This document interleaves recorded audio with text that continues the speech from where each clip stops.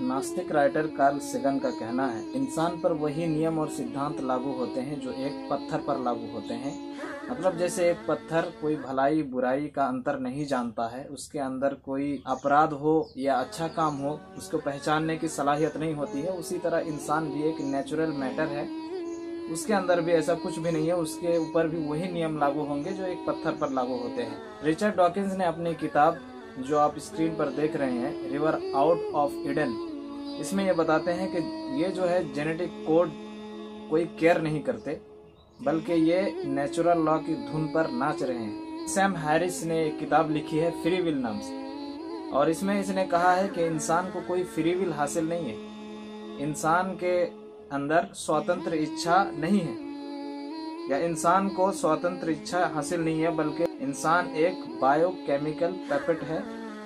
ये कठपुतली है जिस पर नेचर का अंधा बहरा कानून चलता है। स्टीफन हॉकिंग का कहना है कि इंसान एक केमिकल कचरा है जो मध्यम साइज के प्लेनेट पर पाया जाता है।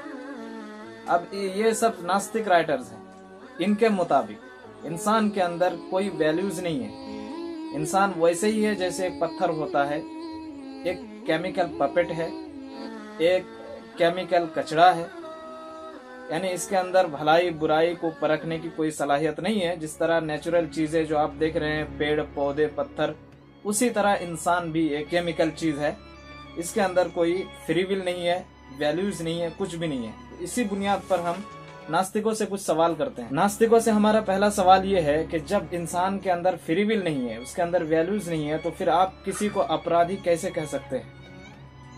इसी तरह देश में कानून बनाने की क्या जरूरत है? हर कोई नेचुरल लॉ के अनुसार चल रहा है, तो आप उसको रोकने की क्षमता कैसे रखते हैं?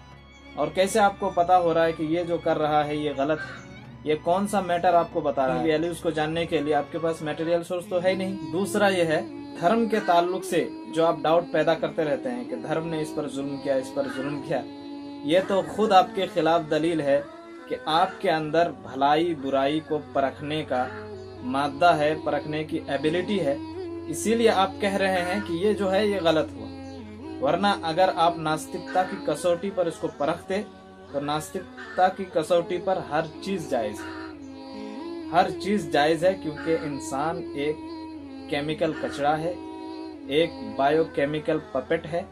इसलिए इंसान जो भी करता है उसमें उसका दोष नहीं है, बल्कि नेचर का दोष है, नेचर के अनुसार वो चलता है। इसलिए आपको हक नहीं है कि आप किसी पर सवाल उठाएं, और अगर आप सवाल उठा रहे हैं तो फिर वो अपनी नास्तिकता की वजह से नहीं उठा रहे हैं, बल्कि आपके अंदर जो परमेश्वर है, जो अल्लाह ताला है, उसने आपके दिल में भलाई बुराई पहचानने की सलाहियत डाली है। इसी बुनियाद पर आपको डाउट हो रहा है, इसी बुनियाद पर आप कह रहे हैं कि ये गलत है, ये नहीं होना चाहिए। इसी बुनियाद पर आप ह्यूमन राइट्स के बारे में पूछ रहे हैं, क्योंकि जो वैल्यूज होते हैं वो मेटाफिजिक्स है, और मेटाफिजिक्स मटेरियलिस्टिक चीज नहीं है। वैल्यूज आए कहाँ से, इसका जवाब देना जरूरी है। जब वैल्यूज है आपके अंदर, तो वैल्यूज कहाँ से आए इसका जवाब देना जरूरी है।